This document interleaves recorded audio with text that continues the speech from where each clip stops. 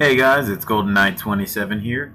Going to give you guys my top 10 favorite cards from Shining Victories. These of course will be cards that I am personally playing within my decks or plan on playing in my decks. This doesn't necessarily follow the meta or say that these things are the cards that didn't get selected are bad, because that's not the case. There are some honorable mentions that did not make it into the cut, but these are going to be cards that I plan on using in decks that I already have established, that I've already made, but I plan on sliding in and working into the decks that I have. Without further ado, let's get started. The first card on this list is going to be Dwarf Star Dragon Planeter, and its effect reads, once per turn during the end phase, if this card was normal summoned this turn, you can add one level 7 light or dark monster from your hand to the deck. This card, the reason I like it is I do plan on running it in my Red Eyes Black Dragon deck, also possibly the Buster Blader deck that you guys saw a build for. It's the fusion-based Buster Blader deck that still includes Dark Paladin. So it's perfect because it will target my level 7 Dark Magician, which is a dark type. Then also for my Red Eyes deck, my level 7 Red Eyes cards. So it's an awesome addition for people who are playing Legacy decks, or if someone wanted to play this in their Odd Eyes deck, that is another option as well. Odd Eyes is best played with Pendulum, so this, may not have to go in that particular deck, because one, you'd have to normal summon it, can't be special summon in order to get its effect off. But still a good card nonetheless. At 1700 attack, 1200 defense points, it's not terrible. In my Red Eyes deck, I actually already swapped out one copy of the Red Eyes Wyvern and one copy of the Red Eyes Retro Dragon in order to make room for two of these. I think it's going to be a good addition to that deck, and I will do an updated profile and let you guys know how this card tests out in those decks. The next card is involved in a slightly newer archetype that came out in Breakers of Shadow. I recently did a poll asking you guys which deck profile you would prefer to see, and it was between Dino Mist and Speedroids. Speedroids ultimately got the win, but it was so close that I'm going to still do a deck profile for Dino Mist. Just because it's a fun Pendulum deck, it's very, very cheap to get the core cards for it. The most money that you'll invest will be in extra deck cards, depending on what you guys decide to play. So without further ado, the next card on the list is going to be Dino Mist Spinos. And this is a machine type monster, Pendulum, level 5, scale 3. And 2500 attack, 1800 defense, and its Pendulum effect reads, if another Dino Mist card, parentheses cards, you control would be destroyed by battle or an opponent's card effect, you can destroy this card instead. It's the typical scale 3 effect for Dino Mist. And its monster effect is, you can target one other Dino Mist monster, then activate one of these effects. This card can attack your opponent directly this turn. This card can make a second attack during each battle phase this turn. It's an awesome card. It's kind of nice to have another boss monster for the Dino Mist. Rex is decent. I think this card will complement Rex very well.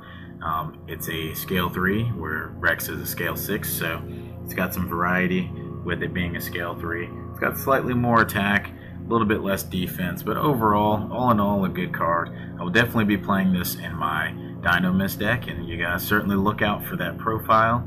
As soon as I do it, then I will certainly make sure that I post it here.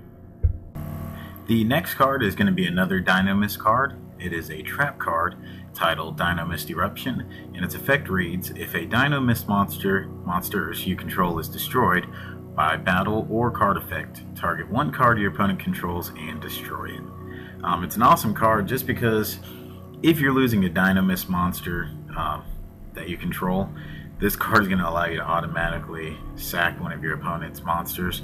Only thing that's not great about it is it targets, so you'd have to be getting rid of a monster that can be targeted by effect. One card that I like it with is going to be the Dino Mist Rush card, which reads, special summon a Dino Mist monster from your deck, and if you do, it's unaffected by other card effects. You also destroy it during the end phase. You can activate one Dino Mist Rush per turn. Cool thing about that is if you're summoning a Dino Mist Rush, summoning using Dino Mist Rush, and you're bringing out a monster simply to attack with it, and you're not using it for a an Xyz plays, which I'm not sure why you wouldn't, because most of the time that's what you want to do. But if you so happen to not be doing an Xyz plays, you can, you know, attack with the monster that you special summon or another monster, and then also take out one of your opponent's monsters once that turn is over, because technically it is getting destroyed by a card effect.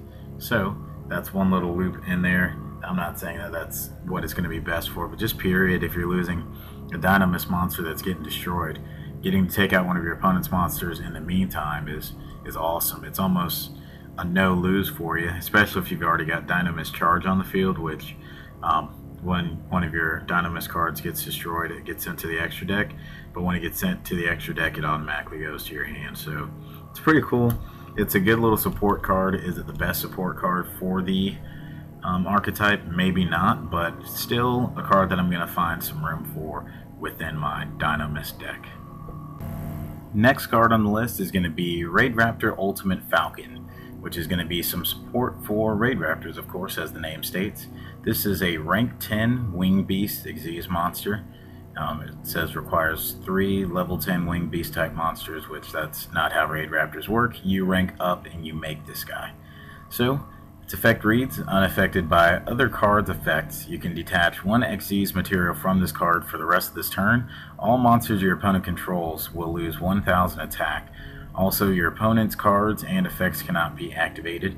If this card has Raid Raptor monster as Xyz material, it gains this effect. Once per turn, during the end phase, you can make all monsters your opponent controls lose 1000 attack. If your opponent controls no face-up monsters, inflict 1000 damage to your opponent. It is an amazing card for Raid Raptors, and it's very inexpensive. It's very easy to get your hands on. I discovered opening Shining Victories, getting loose booster packs, or getting a box. You're going to get these without any problem. 3500 attack, 2000 defense. It's a stud. You know, can't say anything negative about it. Can't be affected by other card effects, so it can't be targeted.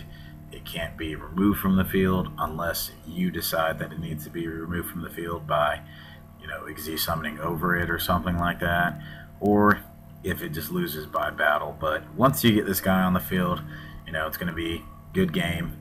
Shake your opponent's hand. You're doing well. You've won the duel.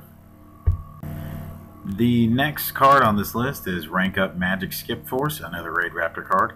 Target 1 Raid Raptor Xyz monster you control, special summon from your deck 1 Raid Raptor monster that is 2 ranks higher than that target by using that target as Xyz materials. In parentheses, the special summon is treated as an Xyz summon.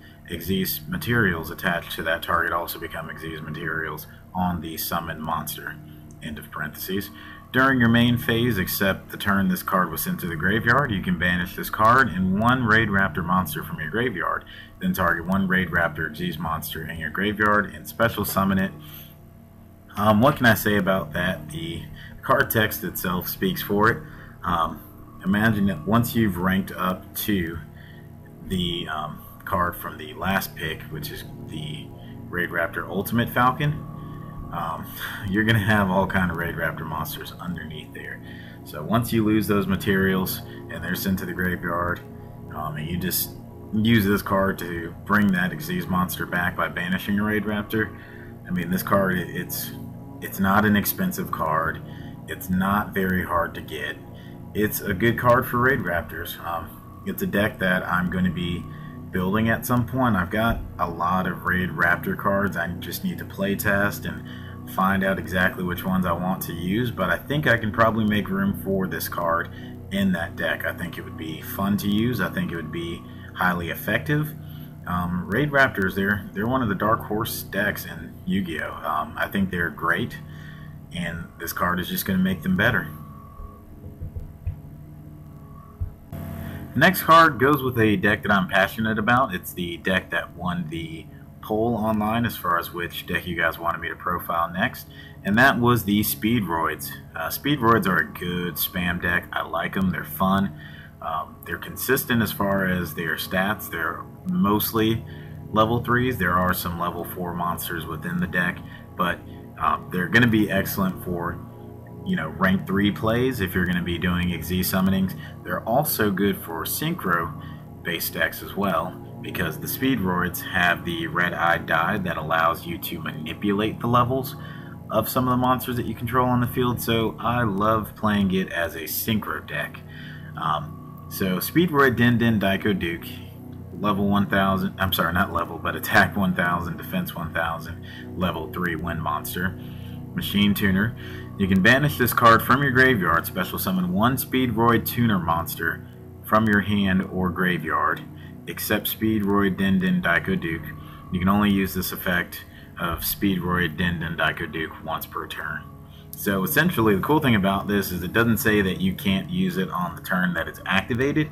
You could use this guy for a synchro summon, and then the very next play that you can do is you can banish him.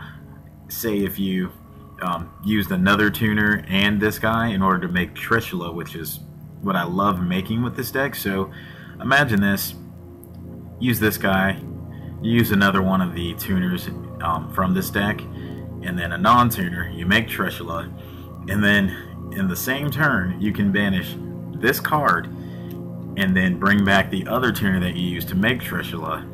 It's an amazing play. I love the card. It's good for the deck. He's cool looking. He's got some swag. You look at this guy, he's cool, fun to play, very inexpensive. He's only a rare. I pulled one in a box, so getting him isn't hard either.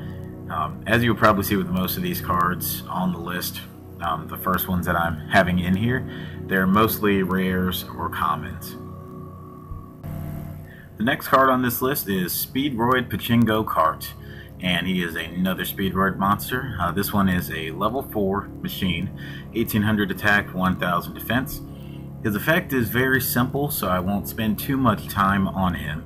His effect reads: once per turn you can discard one machine type monster, then target one monster on the field and destroy it.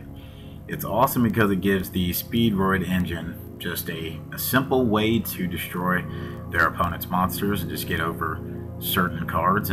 It does target, so it would have to be a monster that can be targeted by effects. So that's the only downside to it, but I mean, for Speedroids, it's not bad. It's a decent card. It's definitely a card that I could see myself putting in this deck, and maybe running 1 or 2 copies of it, but we'll see. In the deck profile, I'll let you guys know what I put together. The next card on this list is Cosmo, and Cosmo effect reads, well, it's a continuous trap card, and its effect reads: monsters destroyed by battle with Cosmo monsters you control are shuffled into the deck instead of going to the graveyard. You can banish this card from the graveyard the first time you would take battle damage from a battle involving Cosmo monsters you control this turn. Gain that much life points instead. So it's a good card. I think it will get ran in Cosmos, or at least most players will use it. Now, the ratio that I will use it in my Cosmo deck is undecided. I'm not sure if I'm going to go with 2 of them or 1 of them, or even 3, honestly. I don't know. I found that certain cards in 3s in Cosmo just doesn't work out very well as far as support cards. But this one, if I play it, more than likely it's going to be 2. I'll of course have to play test it, but excellent thing about it is anytime a card is destroyed, you typically want it to go to your graveyard or extra deck. Instead, this one sends it to your deck. It gets shuffled back in, which, nothing is more despairing than having a card shuffled back into the deck. Because, you might think, oh, well, I could possibly redraw that card, but, 9 out of 10 times you're not going to redraw it. You're not going to see that card again. Where in the graveyard, you could always revive the card, or if it's in the extra deck, then you can always bring it back to the field. Shuffled into the deck is the worst possible punishment for, one of your monsters. And then, being able to banish this card and gain life points instead of taking battle damage, it's pretty cool.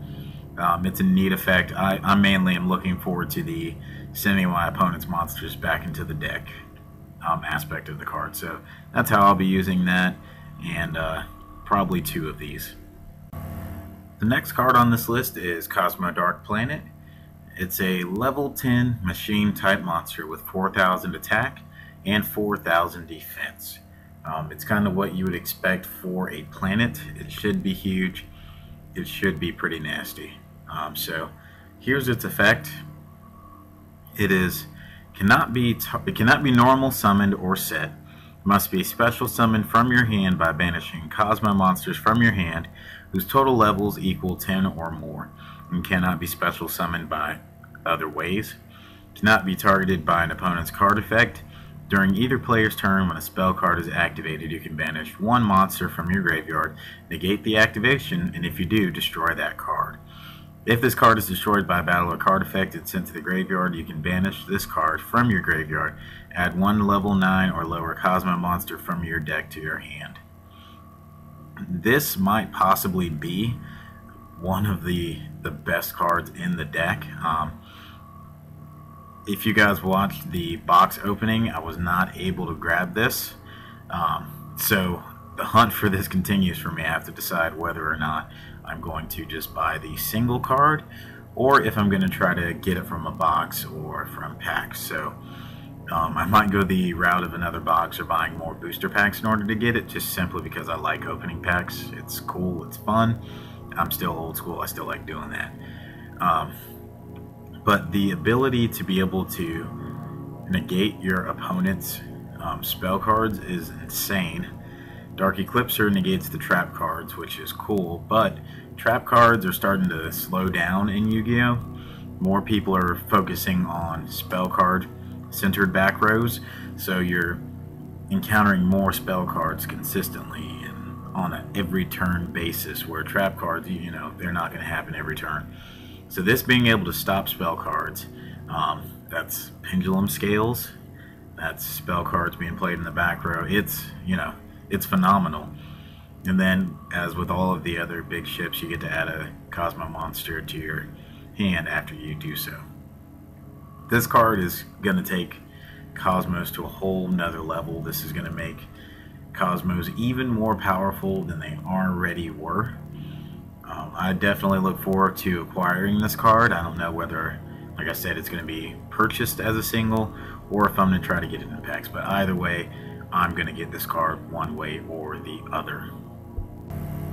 Alright guys, the final card on the list is going to be none other than Cosmo Dark Lady. Probably one of the most sought after cards from the box, outside of the new Reaper card, the Ghost Reaper. And Cosmo Dark Lady is a level 5 psychic. She's one of the pilots. She's dark. And her effect reads, during either player's turn, you can banish this card, special summon one level 6 or higher Cosmo monster from your hand. You can only use this effect of Cosmo Dark Lady once per turn. During either player's turn, when another monster's effect is activated, you can pay 1,000 life points, negate the activation, and if you do, destroy that monster. It's a pretty sick card. I'm just gonna keep it that plain. Negating monster effects built into this monster. You don't have to tribute it. You just pay 1,000 life points. You negate the activation, and the monster gets destroyed. That's pretty good, guys. I was able to pull one of these in the box. If you guys didn't see the box opening, check it out. I was pretty happy when I got that card. It's probably my most favorite card in the entire set. It's a card that I wanted. I got it. I'm happy that I have it. Right now it's in a binder all sleeved up until I decide to start rebuilding Cosmos, and I look forward to using it. I look forward to locking down my opponents with this card, Dark Eclipser, Dark Planet, and then of course Cyber Dragon and Infinity can also be made in this deck. You know, imagine that board. Your opponent can't really do anything at that point. So this is an excellent addition to the Cosmo archetype. I think it's going to be an awesome monster. If, you know, the Cosmo cards end here, I think this is probably one of the best ways to top it off, is the cards that they released in this particular set. We got some awesome cards. There are other Cosmo cards that came out in Shining Victories, but, you know, they weren't really worth mentioning. There are other cards in Shining Victories that are great. It's a set that I would definitely recommend investing in if you are looking for the Cosmo support cards, the new ones. I'd probably say buy them as singles, maybe get a box or two, just depending on if there's other stuff that you want out of it also. but you're not guaranteed to get one of these every box. So, you know, make that choice wisely. Of course, the new Ghost Reaper card is also another one that didn't make it to this list, but that is an excellent card. That one is worth getting. I'm not investing in that one right now. Maybe at some point, but not at this current moment. Guys, that's the list. I hope you guys enjoyed this. Make sure that you guys do subscribe to my channel. Make sure you like this video. Anytime you guys are hitting the like button, I kind of know what you guys are liking of mine, so then I know what kind of content to create for you guys. Let me know what list you guys want me to do next. Let me know how you felt about this list. Let me know what you guys liked, your top 10. I look forward to you guys telling me in the comments what your 10 favorite cards are from this set.